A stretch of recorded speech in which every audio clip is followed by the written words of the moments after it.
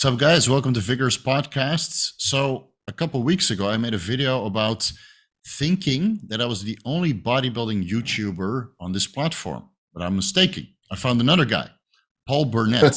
He's new in town. You just started your YouTube channel 5 months ago, and you're growing rapidly. How's it going, man? Welcome to the show. Good, man. How are you? Yeah, it's been a wild ride. I was, we talked a little bit before we started recording, but I mainly put the channel up to answer questions from guys that were asking questions for me at the gym, and I had no idea that it would take off the way it has. It's been crazy. It's been there's a lot of demand for this kind of content, and you've got years of experience. So I can clearly tell from watching some of your YouTube videos, you got a lot of experience. Like you went through the ringer. You've worked with a couple knowledgeable guys in the past. And it's very good that you're sharing this information because, again, there's not so many YouTubers out there. We have Chase Irons, myself.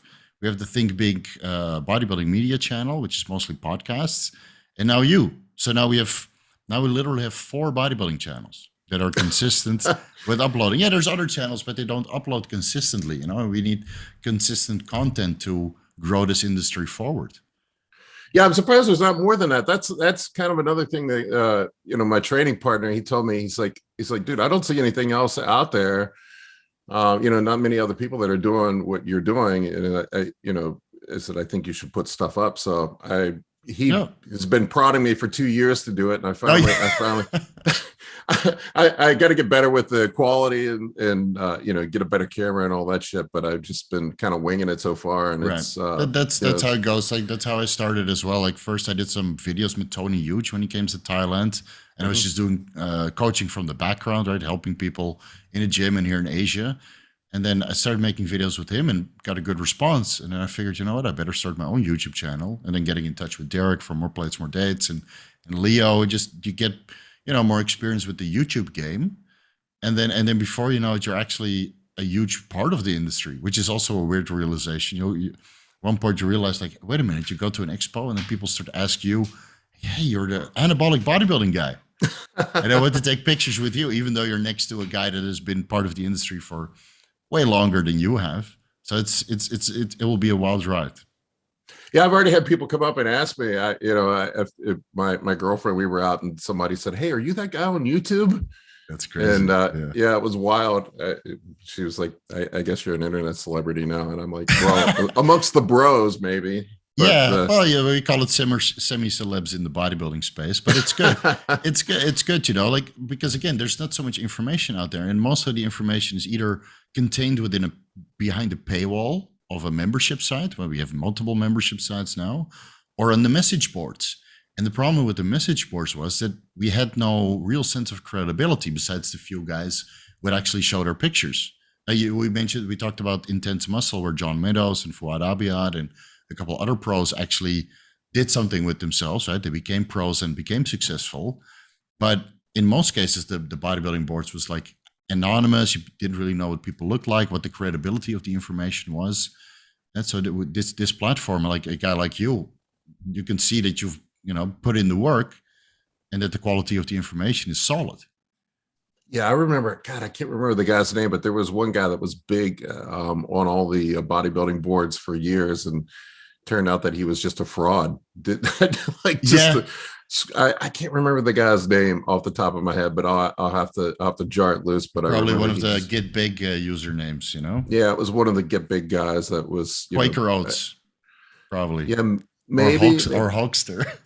I just remember somebody exposed him, and he was just a little dude. Wasn't even lifting weights, just making up bullshit. I remember many times, like, I would take information from the steroid boards just to learn, right? As you're trying to learn and how to use these compounds. And then you see a cycle log of the guy that you just took information from, and you're like, man, why do I even listen to this guy? So luckily we have YouTube nowadays where you can actually see what these people are doing. Not that everybody's going to believe you. I heard you had your fair share of run-ins already that people don't believe what you're talking about. Yeah, people think I'm full of shit on stuff. It's funny because I've gotten to know quite a few pro bodybuilders over the years, and I talk to these guys behind the scenes, and they tell me what they're doing, and it's not what people think they're doing. Sometimes there are. I mean, there are extremes. there are dudes out there that are doing crazy shit, but you know, a lot of times it's the regular gym bro is taking more gear than what a lot of these pros I talk to are. No, I You know. know, I think it's insane. a lot of pros, of course, have the genetic predisposition to really respond well. Like me, Derek, and Leo, we analyzed the cycle of a top Olympia competitor, and he was running maybe 2.5 grams of gear in total. It was a lot of different compounds, and some of it didn't make Yeah. sense. Just like Jay Cutler's cycle didn't really make sense. But Oh my that's God. I did a video on it and I could yeah, like, he didn't even seem to know the difference between, he didn't even seem to know the trend in, what was parabolan. the parabol, and we're the same thing. Yeah. But I think I always have a feeling that some of the pros, they do a little bit of a diversion tactic, and it you can't really fault them for it because they've been using this kind of diversion for so long, working for the fitness magazines and with Muscle Tech and their partners, they couldn't really talk about it, so they just throw it out there, but downplay it a little bit, just like the Chad Nichols interview that he did Yeah. with what was that guy, the money guy, I don't know, some money podcast. Oh yeah. I know the guy you're talking about. Yeah. Yeah, he wanted to be part of the Olympia at one point. So that was a good podcast. And he talked, and what about this? Oh, this is trend. I think it's a short acting. I think it's a fast acting. And then you really hear what Chad is able to do, and you're like, oh, he knows a little bit more than he's leading on. So I always feel it's like a Yeah. diversion. I've met Jay a couple times and talked to him, off the record, and he Mhm. seems to be a very sharp guy. So I had a hard time believing what he was saying on the Oh yeah. interview with Greg Doucette. So I don't know. I mean, Jay seems to be a very calculated, very Mhm. intelligent guy. So I don't think he was being very forthcoming. But Like most of us, we're very meticulous. We have our diet and our cycle and our training log, right? We know exactly how many reps we're doing and progressive overload, and trying to set up everything ahead of time. So I would expect from a pro like Jay or other IFBB pros that everything is kind of coordinated. But for public, you can't really say what they're doing anyway, because again, even if they're 100% transparent, nobody's going to believe them. And if it's something crazy like 3, 4, 5 grams of gear, then I don't know. That's also a liability, because kids are going to duplicate that. yeah, I mean, I guess, yeah, he has to consider that because I know he has businesses, and Mhm. Jay's been pretty successful outside of bodybuilding, so Yeah. that is a factor. But I went back through and listened to it again, and he was very careful about how he chose his words, because when I listened to it again, he talked about taking equipoise and testosterone in relatively low doses. But if you listen to what he said the 90s, and that was before he was a pro. Yeah. Right. So it might have increased. And then when you compare his physique when he was an amateur to pro physique, especially later on when he was working with Hani, I mean, he was hard as a rock. And there are videos out there where he's with Dave Borlée. I think he was in a car driving to the Olympia, dehydrating, and then he got out of the car, started puking, and that was all documented on I think muscular development. Just normal. The Dave Borlée published all of that, and he talked about the diuretic abuse, or the overuse of diuretics during the time of the Olympias many times. So it's usually the information slowly trickles out, but as the audience, you kind of have to piece it together, like what you are doing and I'm doing, like laying it all out there in a Excel sheet with the diet and the dosages. When you're going to change it, this is my blood work. This is the progress pictures. I think we can only dream of getting something like that from an IFBB pro. Maybe fingers crossed in the future. Yeah, I mean, I don't know how transparent or how open. It seems like Dorian Yates has been fairly open about what he Mm, did, but I think a lot of people don't believe him. But I don't know. I mean, I'm almost 50 years old, mm, and Dorian talks about, I've heard him talked about, where he was taking around 1.5 grams at the time he was an Olympian, and guys don't believe that, but back in the 90s, 1.5 grams was a lot. yeah. At least, I never heard of people taking that much back then. Maybe it was a different world than I was living in, but there was, now everybody in the gym is taking 1.5 grams. Easy. Yeah, I know guys here in Thailand taking more. I mean, I've taken more in the past, 2 grams a test, just to see, what it would do. Yeah, I one time went up to 2.5, and it just made me sick. Yeah. For me, it's surprisingly, I tolerated the 2 grams of test quite well. It was just tested on an aromatase inhibitor. My blood work was reasonably okay. I looked good. I was in a caloric deficit, so not during the off season. I probably wouldn't have tolerated that with too much food, too much water retention. But I did actually quite well, and that was pharmaceutical. So I do know people that can tolerate high dosages, but I think way back in the day, the sourcing was such an issue because they had to get parabolin amps from France and Masteron from this part of the world, and right, Primobolan from Turkey or Spain. I think they would just have to stock up the entire year and then realize, oh wait, I only got 30 amps, and this is what I have to do the prep with. Yeah, stuff was really hard to come by, and that was one thing that that I did kind of I thought was interesting from the Jay Cutler interview is he talked about, he called them exotics, exotics, but he was Mr. Olympia, and he said stuff was hard to come by. I find, honestly, I find it hard to believe, but maybe I'm in a luxury position that I'm in Thailand and I could just get whatever in the pharmacy. But I do know at that time, Thai pharmacies were already sending abroad, and importation was not as much of an issue as it is now. Out of here, everything was available. So there have been sources here just sending shit all over the world for 20 years already. Yeah, I remember, if memory serves me correctly, like around the 2005 timeframe, I remember a lot of stuff here in the US was coming from Mexico. Mm-hmm. And then the DEA put the hammer down on stuff, and stuff got really hard to find for a while. It was Raw Deal, right? Operation Raw Deal? Yeah, Raw Deal. Yeah, I had a friend that got busted in that. Oh. It's such a shame because, like, our bodybuilding community, we're always threading on the gray area because we need these drugs to become phenomenally big bodybuilders. Not so much as people think, but they are involved.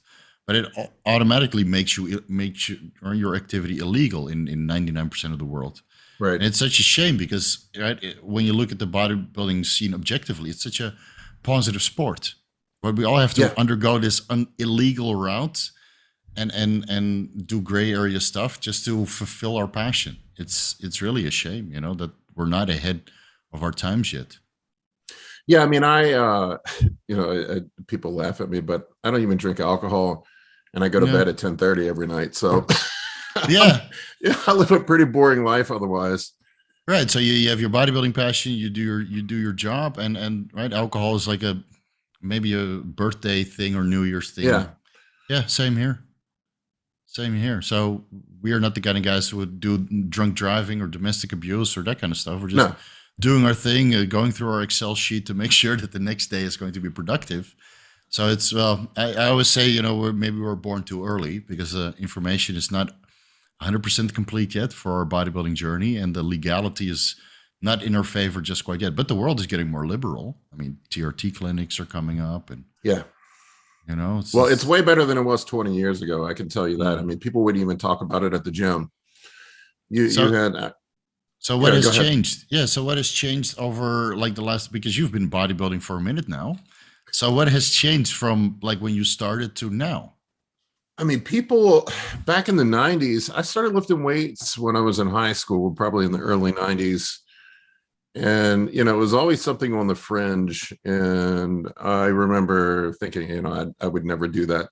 And I remember getting, when I first started lifting, I bought Arnold Schwarzenegger's Encyclopedia of Bodybuilding, and I tried his workout, and I got smaller when I was doing his workout. I'm like, wait, what the fuck is going on here? I didn't realize that D-ball and Nandrolone were the missing ingredients. Yeah, I did put that in the book.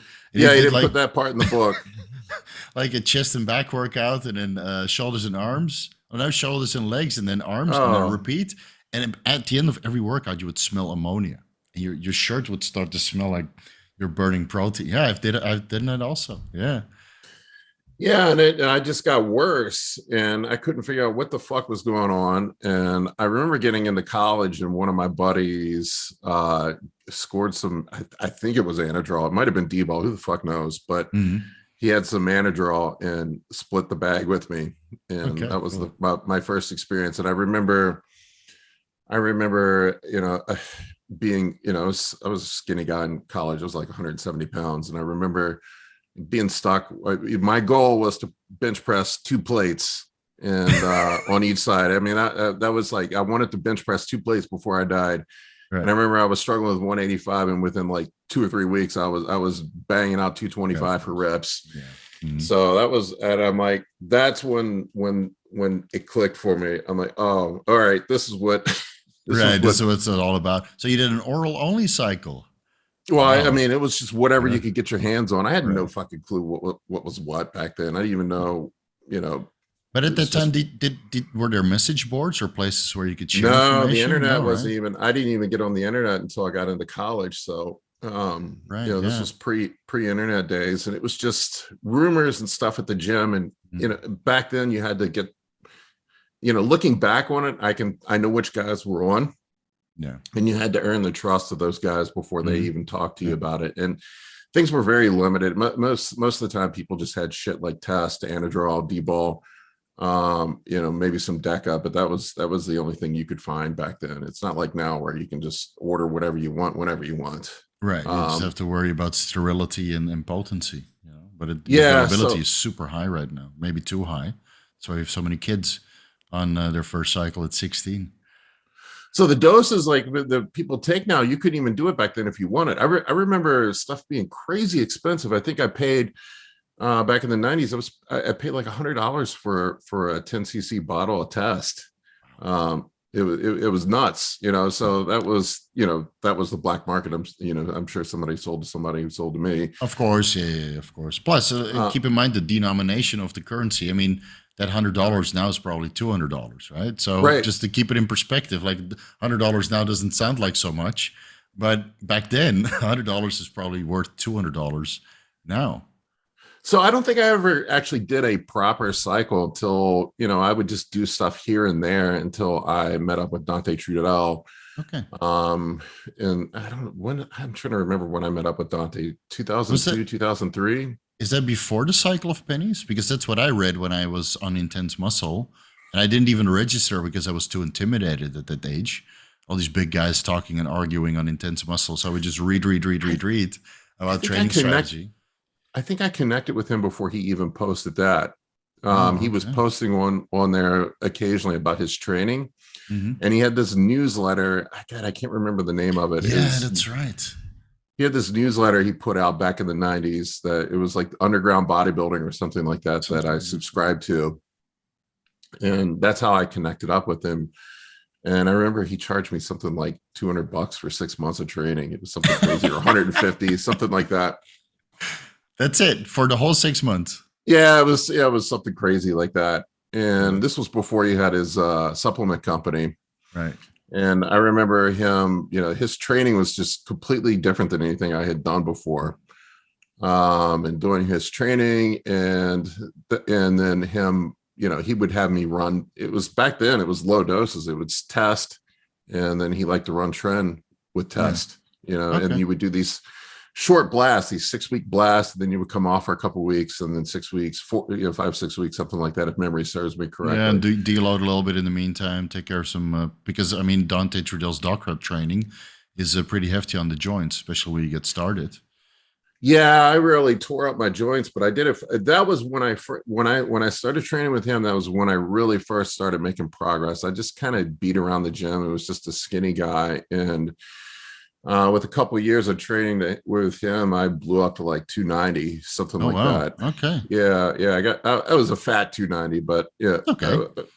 That's what the cycle for pennies was all about. You eat some more, and then you eat some more, and you're full, but you eat some more. I remember post workout, he would have me go to McDonald's and eat 4 double cheeseburgers. Yeah. Yeah. Nowadays, you can't really do that because you understand how much effect it can have on your cardiovascular disease. God, yeah. I probably did permanent damage doing all that back then. But it was always real low doses. He was always, it was train hard. It was the first time I'd ever even heard of anybody doing a deload. So he had some neat ideas. So there was deloads programmed in. There was the low dose. His philosophy was let the food in the training do the work, and then the gear is just there to push it along. But that's when I really started making progress. It was when I ate more, trained hard and took moderate amounts of gear, but it was very low doses of gear. Like I think the most he ever had me on was something like 500 milligrams of test and maybe 200-300 milligrams of tren a week, something like that. Yeah. And we'd bounce back and forth between tren and nandrolone. I think, if memory serves me correctly. Did you have any side effects switching from tren to nandrolone or back? Yeah, it fucked me up. Okay, so what did you experience at the time? Because if you're eating a lot of food, I mean, you're sweating profusely, and maybe some sleep apnea, and like, what give us the total picture. Not a lot of us will get up to 300 pounds eating their way there. I got gyno really bad, and I think it was prolactin related because nobody knew anything about prolactin control. Although I think people overstate the role of prolactin in a lot of these issues. If your estrogen is high and your progesterone is being stimulated because you're in tren or nandrolone, a little bit of prolactin will set it off. Yeah. But I remember at one point where I could actually squeeze milk out of my chest. It was insane, man. Wow. And I ended up having gyno surgery, got that fixed. I never had the issues with sleep apnea and things like that back then. And then the impotence issues from the from the progesterone. Yeah. So that, and I had no idea what was going on. I remember being in a panic thinking I permanently fucked myself up. I'm like, Jesus Christ, am I never going to be able to get a hard on again? Right. Shit. So how did you fix it at the time? Just by coming off, or did you? I stopped. Well, I came I worked with him from like 2003, 2002 until like 2006, 2007, and I had some bad. As like the injuries started mounting up from the training. Like you said, that training beat you up, and then I started having those issues. I had a kid, and I'm just like, fuck this, man. I'm not doing this anymore. And I quit cold turkey. No PCT. I quit training. I came off completely, focused on business and raising my kid. And I did not lift a weight or touch gear for something like 12 years. Oh, so that's why you signed up with Justin Harris. He did the same thing. He stopped training for like 9 years or something. Yeah, he stopped. He said he got really frustrated with the bodybuilding community and the illogical nonsense that went on, and he said and he just kind of stepped away. So you focused on your business and raised the kid, and now you're back. Well, what stimulated you to come back to a divorce? I was a fat piece of shit. It was funny. I think I lost like. It was impressive. I lost something like 70 pounds and got fatter at the same time. Oh no! I would say because you went off cold turkey, no PCT. Yeah, no PCT, nothing. And I'm positive. I'm positive I was just, well, I know. I don't know. It was about 4 or 5 years ago. I went to the doctor and just had them check my hormones, and I think my testosterone level was like 100, and my estradiol was like 500, something crazy like that. So how many years after stopping your bodybuilding? This was like a decade after. Holy shit. Yeah. So I had gyno surgery around 2005, 2006. And then the gyno had come back and it was just absolutely horrible. I had to have a second gyno surgery. So everything grew back, and my hormones were all fucked up. Yeah. Mm-hmm. And, I realized at that point that I needed to be on some sort of TRT. So I started the TRT up, started lifting, and I just kind of, progressed from there, got bit by the bug again. Right. How fast did your muscle tissue get back? Because you made a crazy transformation I saw in your YouTube channel. Yeah, the first couple of years back, I wasn't that concerned about the whole bodybuilding thing. And then I just kind of got bit by the bug again and wanted to compete. And it, I'm still not, I don't think I'm as big as I was in 2006, 2007, but I'm pretty close. Okay. I would say, I'm probably 90% there. I train completely differently now. Everything's different than what I don't do. You switched to high volume. I saw like more high reps, and what's the idea? Yeah, my joints are all beat up, and I've had 2 ACL replacements. I've had all sorts of elbow and shoulder problems. I was looking for a program that I thought would be more sustainable into my 50s, and it seems that all the modern literature points to high volume being the primary motivator for hypertrophy. And I kind of went down the rabbit hole of reading Dr. Mike Israel's book, and then Brad Schoenfeld, Dr. Brad Schoenfeld, Menno Henselman's, all those guys. I went down that in the high volume stuff just made sense to me, and I figured I would give it a try and see how it would go. And my body just responded like crazy to it. Okay, that's good. I'm like, shit, I should have probably been doing this the whole time. Yeah. So you've been growing steadily since then, and now you're what, 285? I saw the last picture. I peaked out in the off season around 275. Okay. I'm on contest prep right now. I'm down, daytime walking around, weight around 260. Mm-hmm. Did you have any issues like retracting your skin? Because that's a very common issue with people who do get a little bit fat, and then want to do a contest prep, is that their skin doesn't retract. Do you think that didn't happen to you because you used to be in good shape before you took that time off? Well, I'll be honest with you. I had a tummy tuck surgery done. Oh, okay. Tell us about it. Yeah, tell us about it. Yeah, I went in. I had a mini tummy tuck where they don't actually go through it. It's just the skin. They excise the skin and pull that tight. They don't actually go and cut the abdominal wall like they do with a full tummy tuck. Right. I don't know. I have mixed feelings about it. I think it helped. But I did it at the same time I had the second round of gyno surgery. The gyno surgery turned out great. I can show you before and after pictures at some point, but make a video about it. I mean, I have one up.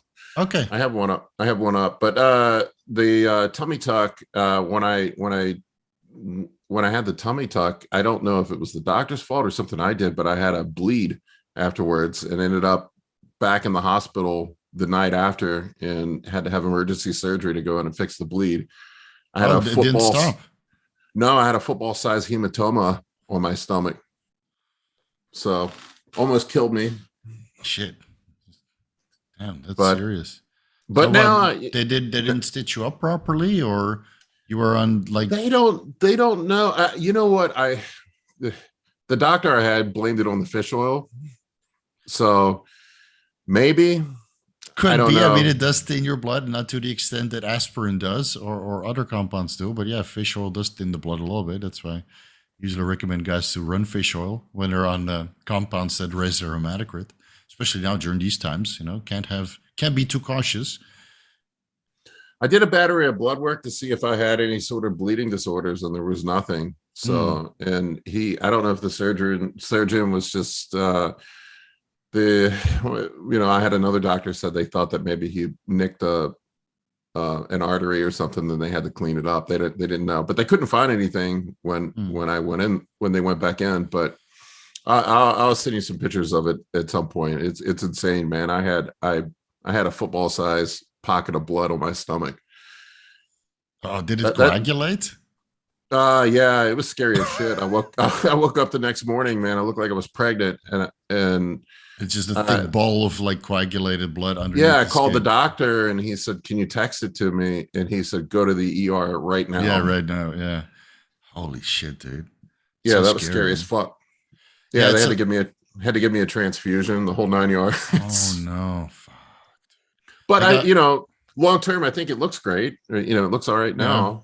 I wouldn't tell. So that's why I'm asking you, because I looked at your pictures. Like, I've been following your cutting log right now for your contest prep, and now you tell me that you used to be a little bit on the chunky side and did gyno surgery, but I don't see any of that in the pictures. So, right, it's good to see, because sometimes I get these questions from people who used to be a little bit obese and then try to get lean. They send me their pictures, and you see that they have a lot of loose skin, and I always tell them, there's not much you can do. You need to do the surgery to get that fixed. Yeah, when he did the gyno surgery, he did a really nice job. He took some of the excess skin out and tucked it back up under the nipple. Okay. When he did it. I've never seen anybody do that before. I've heard anybody do that before. He said it may cause wrinkling or whatever around, but it looks great, man. Okay. The gyno surgery turned out great, but I had the one side. It's crazy that it grew back to me. I guess they missed some of the gland. Usually what they do, from what I understand, like I need to do my gyno surgery also. You just keep procrastinating, keep postponing. So what they do is they leave a little bit of tissue to prevent it to concave inwards. Yeah, But the the problem nipple is from if, collapsing. yeah, right. So in the process of doing that, they might leave a little bit of gynecomastia tissue remain behind, and then your estrogen goes high, and it just grows just as fast. So what I want to do is when I'm ready for my gyno surgery, and I might have to postpone it to next year because I don't know, this whole situation in the world, the clotting risks is scary to me. So I don't want to do a hefty surgery right now. But I would do a little bit of liposuction around the area so they can actually remove all of the tissue, have a little bit of the liposuction of the fat in the lower chest, which I always struggle with to get away. And then hopefully it will look cosmetically nice. But I won't go to a gyno surgeon. I will go to a plastic reconstructive surgeon That's what I want to. yeah, that does it for breast cancer because they're way more knowledgeable on how to make everything look super nice. Yeah, he did it in two phases. He went through and lipoed it first, and then went back later and removed the excess gland tissue that was left Okay. over. Okay, yeah, just to Yeah. see what is tissue, what is fat, and then try to give yourself some time to heal it. Okay, that's a good strategy. I might have to look into that. Yeah, I've never heard of anybody else doing it that way. He was the only surgeon. It was a little more expensive doing that way, but I think the results turned out better.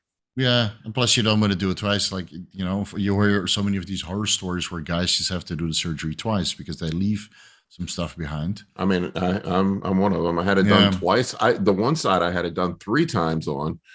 I had some pubescent gyno, and I had a general surgeon do it, and he just fucked it all up. When the guy that went in and cleaned it up this time, he said the majority of the tissue that was left in there was just scar tissue that he had to remove. So there was a ton of scar. But I had I wish I had a picture of it to show you, but the lump he removed was the size. It was probably like the size of a hot dog. Well, was it long also? It was long. It like went up the side of my chest. Like, yeah. Oh man, that's nasty. That's I crazy. couldn't believe how much shit he pulled out of there. I didn't know there was that much in there. Yeah, I think people don't really realize because the skin is kind of masking it, and then of course the chest is also masking it because it's big, so it kind of hangs underneath. You know, you don't realize how much tissue you have there. So three gyno surgeries in, man. That's 3 on the one side, 2 on the other. I've always been a heavy estrogen converter. So and back in the in the 90s, nobody knew shit about that. And there were no aromatase inhibitors anyway that people were using. I don't think what was it? Anastrozole was around like in 98, something like that. I don't remember exactly so, when. Yeah, it's 92, 98 around that time. You know, Masteron was around, but I mean, did a lot of people use that at that time? Maybe during contest prep? I had never heard of anybody using Masteron until later in the 2007, 2008. It was not something you could easily find at that time. And it's weird, like the knowledge of the ancillaries that people now use, like ezetimibe, telmisartan, nebivolol, it's only been around for 2 years. Yeah, 2 years. So this sport is so evolving. Like modern bodybuilding, like what we see bodybuilding now, is only 5 years old. Yeah, I mean, I've been some of the stuff I don't. Just common sense wise, I've been using for a long, like I've been using Zetia and a low dose statin for 10 years. Oh, really? Okay. I never heard about it until one of my friends, Leo, told me about ezetimibe. And I was like, man, I never figured about looking into this pathway about how to prevent cholesterol reabsorption in the intestinal tract. I didn't even know there was a medication for that. So I tried statins in the past, but I always got a little bit sore from that. And pitavastatin wasn't around, so I use Lipitor, lovostatin, and then red yeast rice that was coming a little bit more popular, so I switched that, and that would always keep my lipids in range. And now I just use ezetimibe and cardio, and not too high dosages anymore, and my lipids are quite good. So you've been using that for a long. I mean, my doctor suggested it. My doctor's pretty decent, and he suggested it a long time ago, and it's worked fairly well for me. My lipids tend to skew anyway, just even without anything. So it's genetic, I guess. But yeah, my wife is the same thing. So my wife's cholesterol levels was always quite high, and she never did anything, and nothing exciting. not to the extent that we would do as bodybuilders. So I would have to put her on the Zetamib also. Some people are just genetically prone to have higher cholesterol levels. But every time I get a calcium CT scan done, it's wild because my doctor was concerned about it. It's always 0. No, that's good. That's yeah. good. So you would think if, I don't know, you would think there would be some accumulation with me having no, cholesterol is just part of the problem, right? Plaque buildup is caused by inflammation and damage to the arteries, or maybe oxidative stress and high blood acidity causing a lot of calcium in the blood, right? And then the LDL foam cells start to attach, it calcifies, and then you have plaque. But it takes a long time. So if you remove the inflammation by following a structured diet and removing the synthetic carrier oils, which also known to cause inflammation. That's a huge issue here in Asia, where people use underground labs produced in India or other countries, and they literally use some carrier oil that's just a solvent. So that causes a lot of inflammation. I see CAC scores of 400, 500 on guys that are 29. That's crazy, man. No, it's insane. They're going to have a bypass or a stent before they're 40. No, they have to quit, and then bring the inflammation down and do everything you can just to prevent that vein from collapsing. So you are going to be on an angiotensin receptor blocker and a statin and a this and a that. And then still, you have to do the CT scan every year, and, the radiation from that might be an issue, or not the most healthy thing. Yeah, I remember, Dante back in the day, he was always, very ahead of his time in that area. He was the one that suggested that I be on a blood pressure medicine and a statin. And I talked to my doctor about it. My doctor was open to it. So, good. That was 10, 15 years ago. Okay, that's good. Yeah, so maybe you've been preemptively preventing a lot of stuff from happening right now, like coming close to 40, because that's usually the time where most guys would kind of throw in the towel. But maybe it's also because you had 12 years off. Like, I think the cumulative exposure to drugs is ultimately what catches up with you. So if you had a stint of 5 years and then another stint of 5 years or 10 years, it's better than just running that 20 years straight. Yeah, I mean, I did, like I said, I'm almost 50 now. So it does concern me sometimes. The carrying the body weight at my age is probably not the best, but I don't know. I'm going to try another run or two and see how it goes. And I think at one point we all have to throw in the towel. I mean, I'm 39 this year, and I just realized, like, I've been bodybuilding since 15 years old. So that's 25 years almost by that time, on performance enhancing drugs for 15 years at that time. And I think at one point it's just, take it down a notch, hopefully you've built enough muscle tissue to sustain it on TRT. Nobody will believe you. But that's what you're going to have to do, right? It doesn't take much that's what I tell guys. Like I'll run TRT for months and hold my weight. Yeah. And I guys just don't seem to believe it. The part that the bug that you get bitten by, and this is where I've made this last year, I think I've made the best progress of my entire life at 48, 47, 48 years old. And that really tempts you to keep going. So you have to temper that with the health consequences though too. So I don't know if what I'm doing is smart or not, but you can tell by your health parameters, right? If you can't manage them anymore and things are starting to decline, or you get like weird side effects that you didn't have in the past, then it might be, but it's very hard to let go. Once you're in this lifestyle and you love it so much and you're doing it every day, it's very hard to let go. I mean, I can barely let it go also. I let it go last year to resolve the non-alcoholic fatty liver disease, because like Dante, I was like a food power shover. So you take like 300 milligrams, 500 milligrams in the off season and eat your way up to 250 pounds or 260 pounds. And unfortunately it all passes through the liver. So I think over years of doing that, it just accumulated some fat. So I had to resolve that. And now I realized that I can't power shove anymore. And if I can't power shove, then why would I run higher dosages? So I'm kind of stuck at 225, 230 now. But you don't need much to maintain like 80%, 90% of your previous all-time best. No, it's funny. I had a fatty strip on my liver back in the, when I was working with Dante, and when I took off, it went away. It just kind of resolved itself. And it's funny because I ate like shit the whole time too. Oh, So really? maybe it Okay. was something to do with the gear. I don't know. It's the problem is like I went there's on PubMed there's a document called Liver Talks, and they go through everything that has to do with the liver. It's supplements, drugs, particular diet strategies. So I spent months reading there, and there's no consensus what causes the non-alcoholic fatty liver disease, and there's no consensus what resolved the non-alcoholic fatty liver disease. So what I did after a couple months of trial, I came off cycle. I reduced my calories.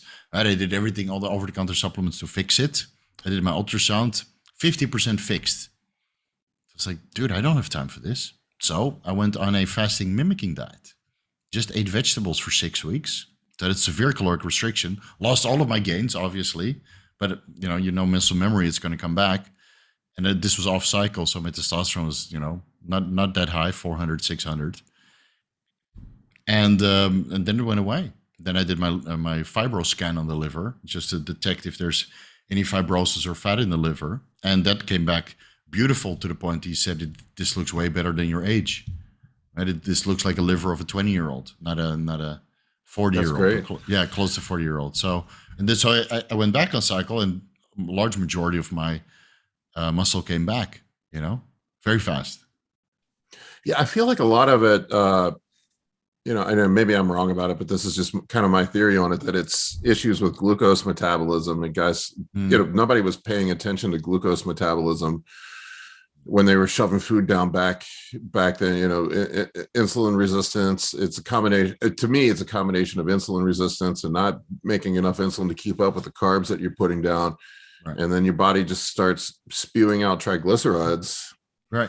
Yeah, and they go very, very high, and then of course the food has nowhere to go, and it just starts to back up in the liver. And all the calories that go through your liver, even if it's 0.0001% that gets left behind over a year or 3 years, it accumulates, and then the liver doesn't function correctly.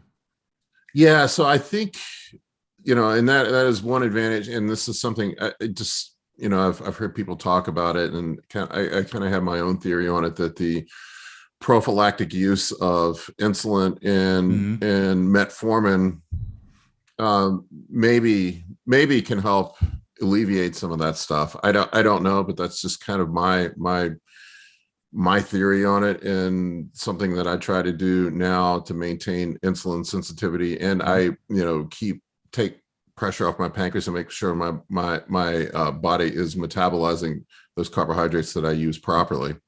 Yeah, so that's what I want to discuss with you, because you use Lantus. Do you use any pre or post workout insulin? Or the way we run, the way I run. So yeah, I run Lantus every day, based on my body weight. So it's more as I go up. I just run the recommended doses that. That's what 1 pound per 20 pounds, or 1 IU per 20 pounds, 25 pounds of body weight. Yeah, it's right around there. Right. Yeah, that works quite well. And so that's what, 10, 12 units per day? 15? I'm running 1 per 10 pounds is what I'm doing. Oh, 1 per 10. Ah, okay. So I'm at 27 units when I'm at 270. So that seems to work well for me. And then I do carb cycling for diet, working with Justin Harris. And then what we'll do is run a fast acting insulin all day on the on the high day. On the high day, so to help deal with those carbohydrates. So on your low day and medium day, the insulin is the same. Do you notice any changes in your blood sugar during this day? I generally keep, this past off season, my glucose levels started climbing a little bit. So I was using a little bit of Humalog on my medium days to deal with that. On the low days, usually the day after my low day, things pull back down to normal. But I let my glucose levels dictate the insulin use. So if things are running high, then I'll run a little bit of rapid insulin just to bring it back down. Okay. But I try to keep myself in that 80 to 100 range pre-meal, which is what Justin will have me do, is check my my blood sugar pre-meal, and if I'm running over 100, then we push it a little bit higher. If we're running low, then maybe pull back or not even use it at all. So right. No, that's the correct way. So that's something similar. What I would do with my clients at a higher body weight running Lantus, you check your blood sugar before each meal, like the lowest points of the day you would check and see Hmm. if you need a top up, or if you're using or you're trying to ramp up the Lantus dose just to get more anabolism out of it, or bring your blood sugar down a little bit lower so you can be in a little bit more fat loss favorable state. Right? Then you would adjust your meals. So maybe your post workout insulin or post workout glucose levels are very low, so you don't need any additional Humalog, or maybe the carbs need to go up a little bit. And the most annoying thing is that you just continuously have to prick your finger just to get the data, so you know what to do for the next meal. And it takes a tremendous amount of discipline to do that every day, 6 times a day. Yeah, I'm a bit OCD, so it's Yeah, not a problem well, for me. no, I know, I know. You know, Last year during contest prep, he was like, "Dude, you got to chill out with checking your blood sugar." He's like, "You're starving right now. You don't need to check it every meal." I'm like, Oh, all right. really? Okay. Yeah. I still like to do that. Yeah. When I was heavy in the off season, I would just check it every meal and just see what's going on and then make a calculated assessment for the next meal, you know? I mean, it turns into a full-time job, obviously, if you really want to grow and right, use the insulin correctly to shuttle all their nutrients and absorb everything properly. I think it's very, very favorable. I even wrote an insulin ebook. I think I'm the first one who attempted it. It's 140 pages long with 70 pages of disclaimers. You know, what is insulin? What does it does? How does it affect the body? What is the biology? Hemoglobin A1C, all that stuff. I put it all in there, and I got a lot of positive comments for people thinking about wanting to use insulin and then Yeah, I understood. have to check your ebook out. Yeah, I'll send it to you. It's no problem. So it's people read that ebook and they say like, "Man, I didn't think it was gonna take this much effort." So, Yeah, yeah, it's a lot well, of work. it's a lot of work. You like, and if you're willing to invest all that time and do the research, then it's one of the most beneficial things you can add to your cycle, because you can literally cut your dosages in half. That's exactly what happened with me this last year. Mhm. I used less gear than I have in a long Ever, time. right? Yeah, and I think the huge difference, why I packed on so much weight after my show this year was Mhm. the combination of using the Lantus, the Metformin, and paying close attention to my glucose levels Yeah. in combination with the high volume training. There just seems to be some magic when you put all three of them together. hmm So I think part of that is the high volume. You're kind of burning through the carbohydrates, but you Correct. allow all the nutrients to come in. So you're Yeah. you're kind of semi-depleting your glycogen levels, allowing the insulin to shuttle nutrients, but you never lose insulin sensitivity because the volume is Yeah. so high, and you never get fully glycogen stored. So I was mentioned in the ebook, and my clients, I said, listen, you want to be 90% glycogen loaded. And if you have to do some extra sets at the end, like a quote unquote FST7 training without the injectable testosterone suspension at the bathroom, I think that's common knowledge now. So without that, you just burn a little bit away of the glycogen. And then this allows you to stay anabolic and absorb all the nutrients into that muscle for the rest of the day. And of course, the Lantus, and especially in combination with growth hormone at maybe 4 to 6 units, it will send your IGF-1 levels up. So, but you're taking the metformin. So please give me, because I was always against taking metformin on Lantus days. So I want to know your reasoning behind it. I run it every day. I just to keep. I I feel like maybe I'm off base on this, but it keeps insulin sensitivity high Mm-hmm. in the muscle, and the insulin is a storage hormone. I mean, they're working through two different pathways that I All right. feel Mm-hmm. are synergized with each other. I don't know why you wouldn't run both together. I want my muscle tissue to be as insulin sensitive as possible while I am using using insulin to push the carbohydrates into the cell. I don't know, So, but I mean that has it worked great for me. I mean, I kind of use myself as a guinea pig. mhm. This was not Justin's recommendation. Justin told me I didn't need to do that. And No, so I know several people who combine Lantus with metformin. And the reason why I'm always adverse to the idea is because metformin increases insulin sensitivity. yeah, And I know some people go hypo. that's right. That happened to me a couple times. So I would run maybe 20 units of Lantus. take metformin before bed, and then I would wake up in a puddle of sweat. And I'm like, holy shit, what's going on? But to be fair, I was then doing a ketogenic diet. So, right, high fat, high protein, and using the Lantus to shuttle the gluconeogenesis of the protein and store it as glycogen. So that's my fault, the wrong approach. But when you write an ebook like this where you instruct people about insulin use, you don't really know exactly what their diet is going to be. Right. Yeah. No, I did forget that factor. We were shoving a shit ton of carbs this past off season. How much? I was running 1,000 on my high days, and then my medium days were 600. So Jesus, yeah. And low day was between 300 and 400. And we were running at the peak, we were running 3 high days a week with a cheat meal at the end of the high day. Beautiful.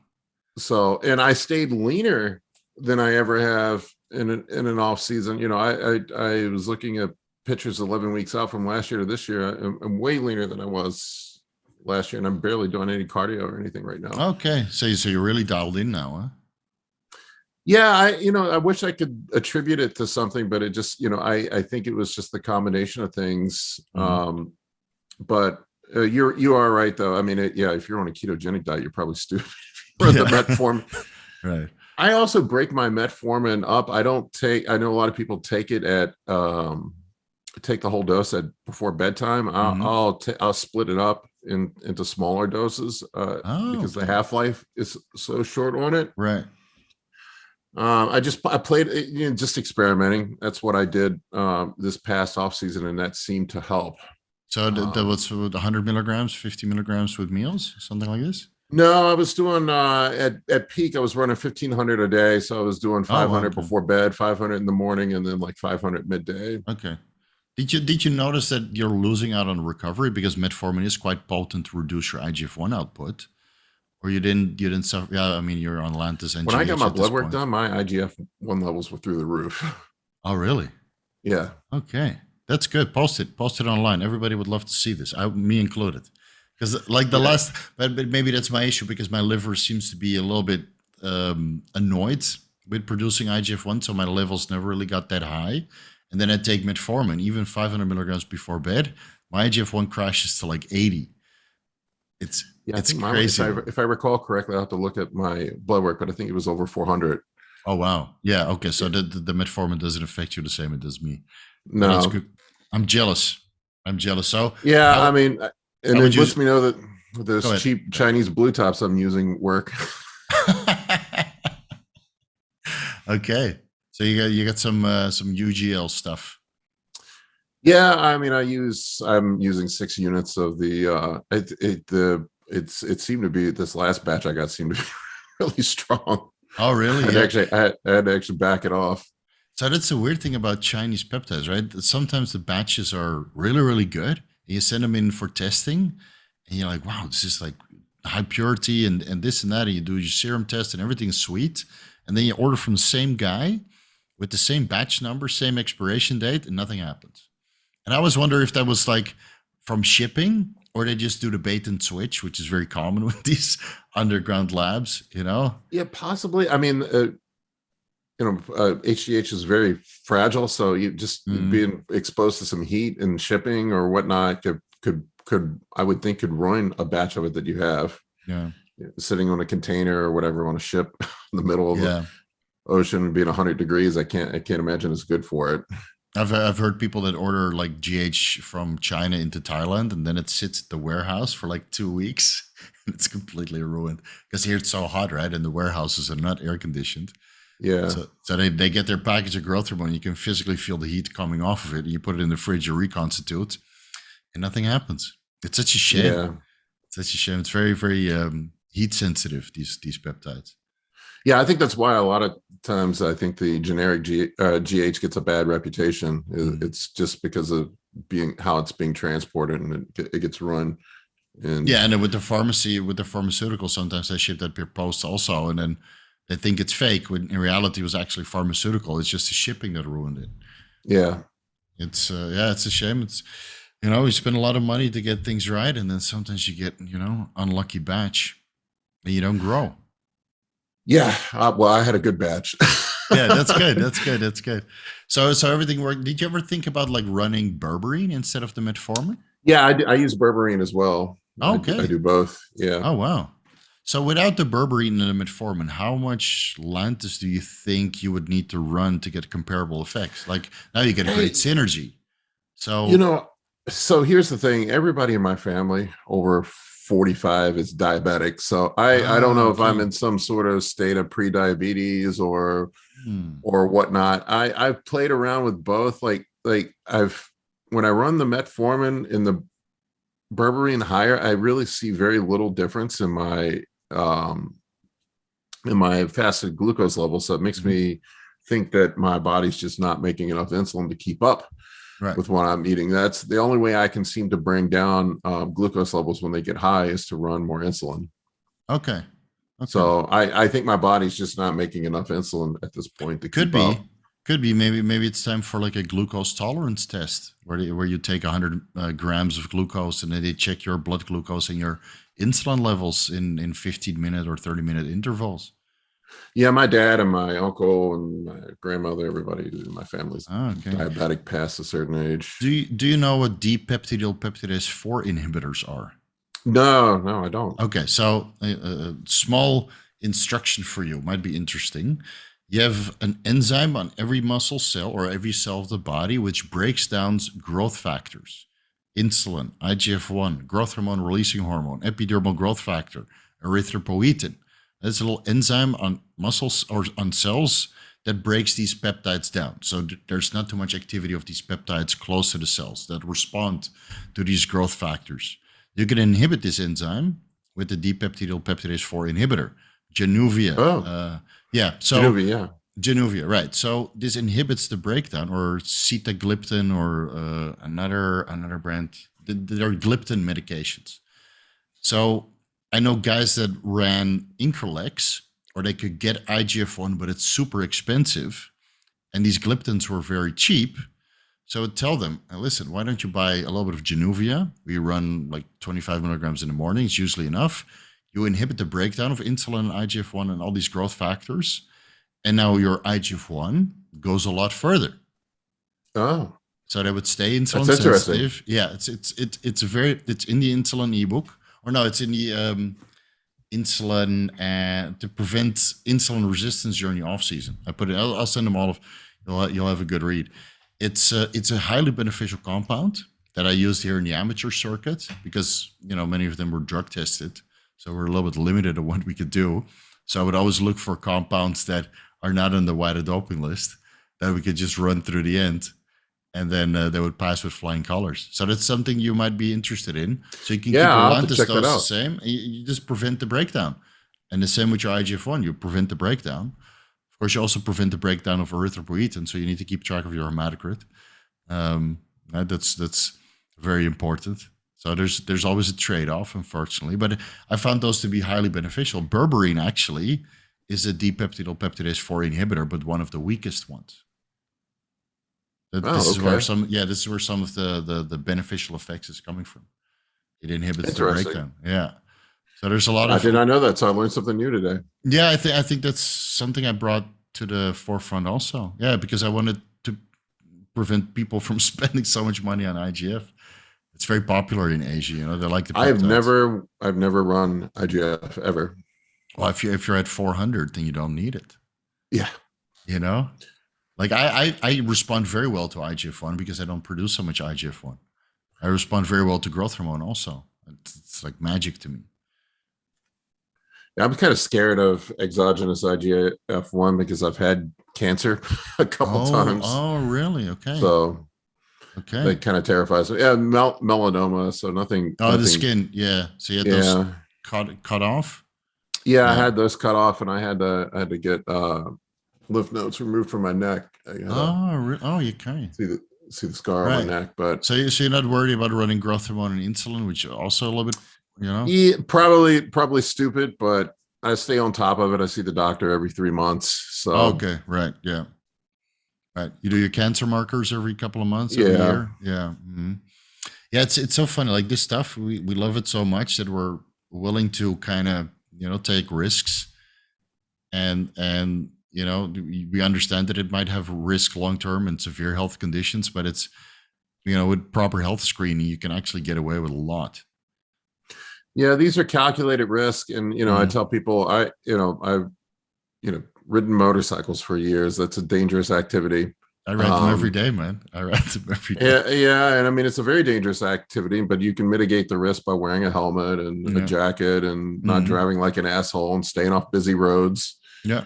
It's still, it's the same thing, so at some point you have to balance out the quality of life with, I agree. Yeah. With the risk factors. Because I know a lot of people that either take very extreme risks and they pay the ultimate price. And then you have people that don't take any risks. And then they're a little bit older and they realize, oh man, I wish I took a little bit more risk and actually did the stuff that I wanted to do, but I was too scared. Yeah, I like to think calculated risk, cost versus benefit. That's the thing that I see with a lot of young guys. There's no logic applied to the risk that they're taking. Like you and I were talking about the guys running crazy amounts of gear with no goal or plan or anything. They're just doing it to do it. To me, that's an illogical risk. No, I know. I think it's the message boards, and now because the steroid information is so prevalent. Like I remember that, like from the GH15 message boards when that first started, I was on there, and then you see a lot of people kind of edging each other on to, like, I'm taking 700 milligrams of train, I'm taking a gram, and then next guy's going 1400 milligrams. It's like a little bit of peer pressure that develops, and because everybody's behind anonymity, and now with social media, I think everybody's just edging each other on. And the worst thing about this is, once you come out as using steroids, people expect you to take steroids 24/7. They don't want you to come off cycle. They don't want you to cruise. They don't want you to, get your health checked because they come to you for steroid advice. And then they lose interest when you stop taking them. What you see with the Instagram stars, they come off cycle, no engagement, no sales, no affiliate codes, right? They lose a lot of revenue. So you're kind of pressured to. That's interesting. I think that's just the day and age where social media changed the game. And especially for young, impressionable kids, the information is out there.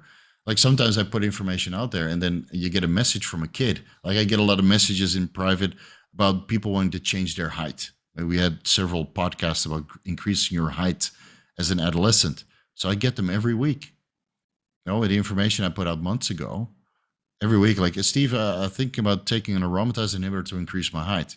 Dude, you're 14, right? So the information is out there, but everybody has access to it. And even if you do it with your best intention, still people are going to misconstrue it a little bit. And weirdly enough, like when I was 15, I was in a bodybuilder gym. Half of the guys were taking steroids. I would just ask questions, but I wouldn't take them. I waited until I was 26 because I wanted to learn. But not everybody has this incentive to really learn and, piece it together. Yeah, I mean, I like to learn. I definitely was more, I'm more risk adverse now that I'm older. Yeah. But to me, it's a constant calculation. Yeah. Of the cost versus benefit. If something changed with my health markers and, I have responsibilities, I have children and whatnot, but I would pull back. Yeah. I'm not that illogical about it. I know some guys that are. But I know plenty. Guys with kids are dying left and right, unfortunately. And they do get sick, and then they don't address it. That's what scares me the most, Yeah, I mean, I see it all the time. I mean, I'm sure psychologically it's hard to walk away from when your entire identity is wrapped up into something like that. Yeah. I actually have a video I recorded already. I got coming out in the next week about having your identity wrapped up in something like this. But I think people get their entire identity wrapped up into the lifestyle, and then the thought of having to give that up, they'd rather die. Yeah, no, and I see it more often than not. So that's I made a video about having a contingency plan after bodybuilding, which I think everybody should think about before they really get serious. So because you can't do it indefinitely, right? Or unless, indefinitely is going to kill you prematurely. You need to have something else. And like, you're heavily involved with business, I'm heavily involved with business. And I think you can use this bodybuilding as a platform, right? Grow your social media, do something positive, make it about a little bit more than just your physique, right? Actively try to share what you've learned and try to prevent other people from making the same mistakes. That has a longer life than the physique, right? You can't take drugs indefinitely. But a lot of people don't think about that. They don't set themselves up for financial freedom later on by using bodybuilding as a launching platform or the fitness industry as a whole, because bodybuilding is getting smaller and smaller and smaller. It seems like it's all jack dudes with tiny waists and not so much muscles, like that's what people want nowadays. But weirdly enough, those guys are running the most gear now.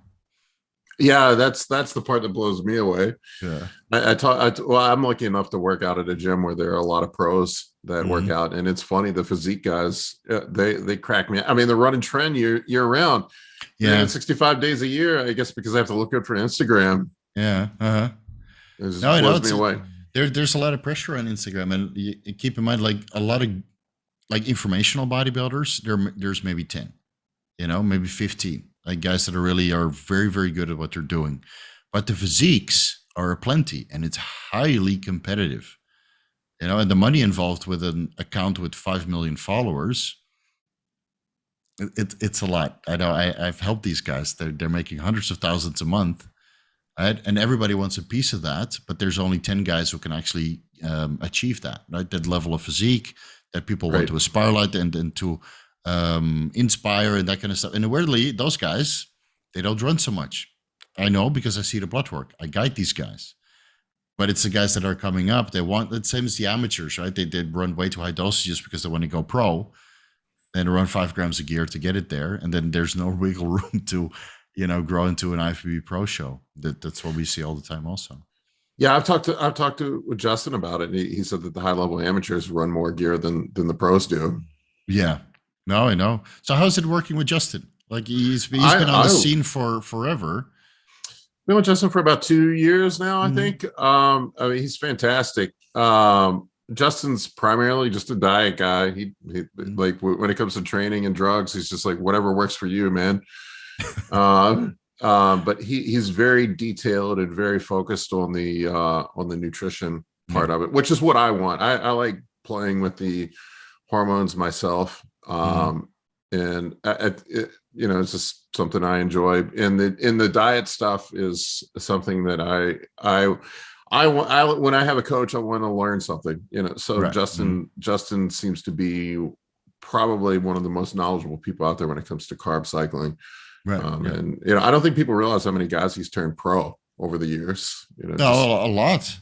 Yeah. I mean, I've been following closely, and I like Justin because he's got very good ideas about carb cycling and insulin, and he actively tries to share where he can, but he's not very active on social media, unfortunately. But maybe you can get him on a podcast. Yeah, I've been trying to pry him loose and get him. He just launched a supplement company, so I know he's been tied up with that. Is he still doing Troponin nutrition? Yeah. Well, that's his consulting coaching company name, and he started I think First Attachment Nutrition is his supplement company he just started up. Oh, there you go. So there's your first affiliate. Yeah, man. Get those affiliate codes rolling. Yeah, he sent me some stuff to test out, so I tested some of his stuff out for my channel, but yeah, Justin's very detailed with the nutrition, and it's funny because he's the first coach I've ever had in such small and nuanced changes he'll make, like from week to week. It might even just be a couple grams of fat per meal.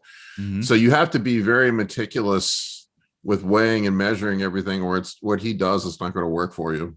No, that's real bodybuilding coaching, where everything is measured and analyzed and structured, just for that bodybuilding goal, and then you can get away with very little. So I always tell people, so if you really treat it like a job, like what you're doing, then a little goes a long way. But if you're not doing the job of bodybuilding, then you need more to get away with the lower amount of effort that you're actually putting in. That's why people run 3 grams a gear, because the effort is not there. Yeah. Yeah, no, you're right. I mean, the gear, you can get away with a lot. I mean, the one thing is for sure, more gear does work. And no, I know. Especially if it's trained. It does work, and it allows a lot of room for mistakes. But there is a price you pay for it. Yeah. That's the thing I get with guys. I think I'm saying that, that more gear doesn't work. I mean, it clearly works. Yeah. But yeah, with Justin, it's such small, subtle change. Like from last week to this week, I was looking at my pictures for my progress pictures. If you get a chance, check it out this weekend. But it's crazy the difference in my physique in just 1 week. And it was just small changes. He just made, I think it was 3 grams of fat taken out of each meal, and there was a little bit of difference in the carbs. And it's just really small adjustments that he makes, very small, nuanced adjustments. And no, but that's what you need, if you have an experienced guy, and he's been around. I mean, he's one of the also one of the original Dante Trudel disciples. Yeah, I believe. And I remember watching that video with him and Steve Kuklo when Kuklo was like 18 years old. Yeah. Man, and Kuklo was a freak, super strong. And we were all watching it, from the comfort of our gym back home in Holland. And we couldn't believe it. Like, how can people be this strong? It's funny. Justin was talking about Steve, and he said when he first met Steve, he said he was just this big kid. He said he just was clearly a genetic mutant. And he said he didn't even know what protein was. Some people are born for this stuff, Yeah, really, he was just really he was like, is that like chicken and stuff? And Justin's like, that's chicken and stuff. Yeah, chicken and tuna cans. Have some protein. Yeah, I guess Justin got him on the right track. So that's funny, and he's doing quite well. I mean, he's still kicking up there with the top level guys. Yeah, I think he get third in the Arnold, I think. Yeah, he's placed second. And he's got to be 40 or so, I would imagine. No, he's younger than I am. Is he? He's 36. Yeah. Is he 36? Yeah. So he's just been around forever. Yeah, he's been around because he's been doing such a young age, and he started competing very early. And I remember when I watched the bootlegged VHS of that video, we realized like this kid is like 3 years younger than we are. And he's squatting like twice the amount for twice the reps. Like, what are we doing wrong? Yeah, I remember Justin talking about it being demoralizing. How Steve Steve came in and was just didn't know what he was doing and was already stronger and better than he was. There's several Thai guys here as well. They do everything wrong, and they got shredded glutes year round, and they prep for the World Championships for 4 weeks.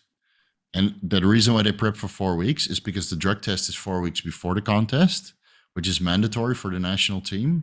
And then at the World Championships, it's like they test 5 or 10 guys out of the entire show. So out of 400 athletes, they test maybe 5 to 10 guys, depending on which country the World Championship is. So he prepares for 4 weeks, and he wins. That's crazy. I don't think people makes you want to quit. Makes you want to quit bodybuilding. Everything wrong. I asked him, what are you eating? And it's just chicken and broccoli, right? The stuff that we all make fun about, and the same and he's constipated because he doesn't even understand fiber, or fat intake, and shredded and hard. And and it doesn't speak a word of English, because he's Thai. And you send him for blood work like a week after the show. It's flawless. It's all in range.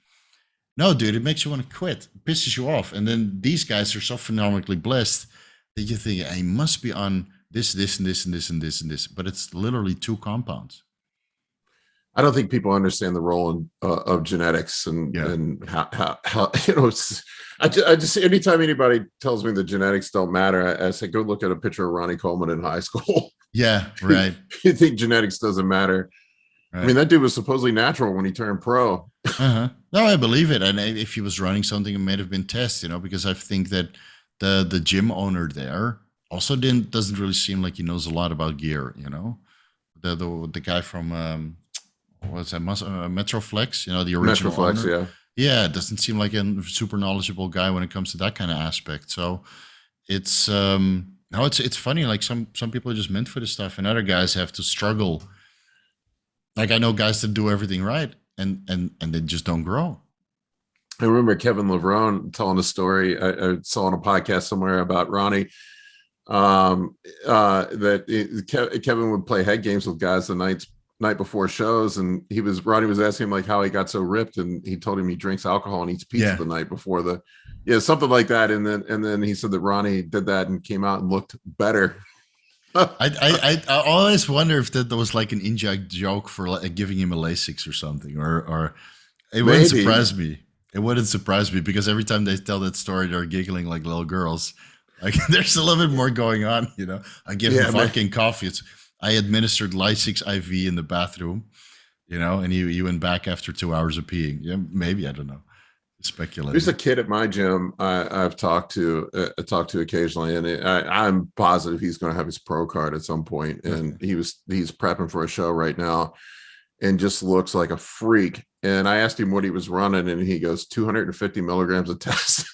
Like, are you serious? Fuck, dude. And just 220 ripped. Yeah, 20 couple years old, and it's like, oh my god. And it's funny, like those guys will go very, very far, but it will be almost impossible for them to transfer their knowledge because they didn't require knowledge to get there. Yeah, that's what I tell people, that sometimes the IFBB pro isn't the best guy to get advice from. I talk to people all the time that are getting just awful advice from these guys that are pros. Like, what? You know, my God, that's terrible, man. Why is the guy telling you that? Right. No, and it's because it's because they can do whatever. Yeah. And whatever they kind of figured out through trial and error or heard it from another pro and it's like, oh, okay, makes sense. And I'll go try it. And the rest of the time they're putting in the work, you know, doing the high volume workouts and eating and sleeping and everything else, the deep tissue massage therapy and that kind of stuff. And then it clearly works for them. But they wouldn't be able to coach anybody else. That's why I always feel like the best coaches are the guys with the horrible physiques, because they had to go through the ringer and milk every avenue just to develop a good physique. And then right through trial and error, they learn the most. You know, but then you look at them and you're like, maybe not the most pleasing physique. I mean, I don't have the most pleasing physique, but it took a long time before I got here. I mean, I'm a fat kid naturally, so yeah, and when you're shredded as a naturally fat kid, I mean, that's a lot of effort. Yeah, I know, that's a lifestyle. Yeah, it sucks. Yeah, no, I know. Yeah, I have to suffer to get lean. So do you notice that you have one cheat meal and your lower back is automatically just blown up? Yeah, man, it seems like I blow up. Yeah. Last year on my contest prep, I didn't have one cheat meal the whole time.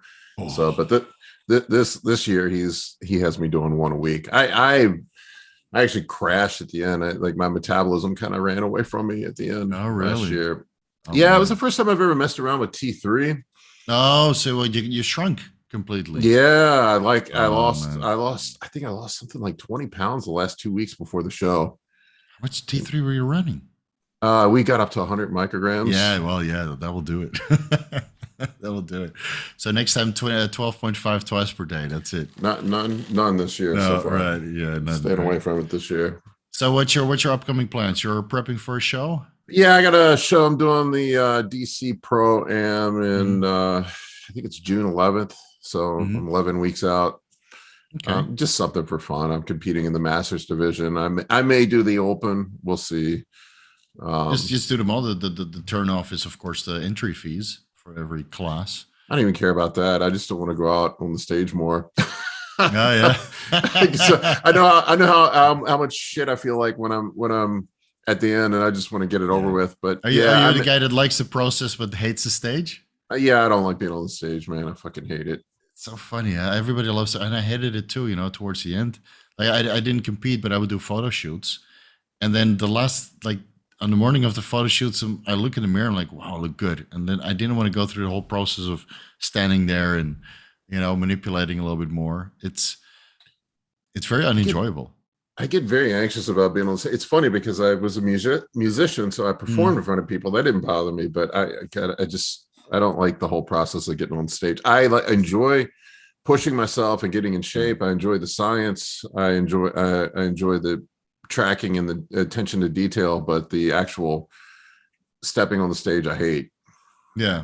This might be your last show, because with the rate you're growing your YouTube channel, you might have to call it quits after this one, because you realize there's a lot of business opportunity. I mean, it's one of the reasons why I put bodybuilding on the back burner, because if you're knowledgeable and you're actively trying to help people, right? And you grow a following, and they're loyal, and you're loyal to them, then it's only natural to step away from the hardcore bodybuilding stuff, even though it's super interesting, but the work will pile up. I mean, I was literally done 2 minutes before we got on a call, and then after this, I got more work to do. So Yeah. What time is it there for you? It's 12:45. Yeah. So, but I go to bed at 4. Yeah, I go to bed at 4. I changed my schedule because they're doing construction next to me. So at 6 o'clock, they're finally done. Then I can record a video.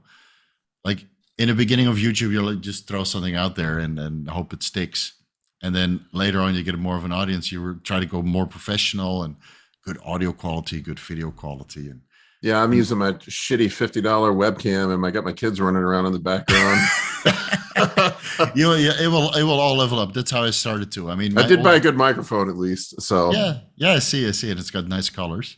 So it's you just learn as you go and level up. And I think 10,000K and then 25,000K is going to be in the cards for you pretty fast. You just got to keep documenting, but you're posting one video every day, right?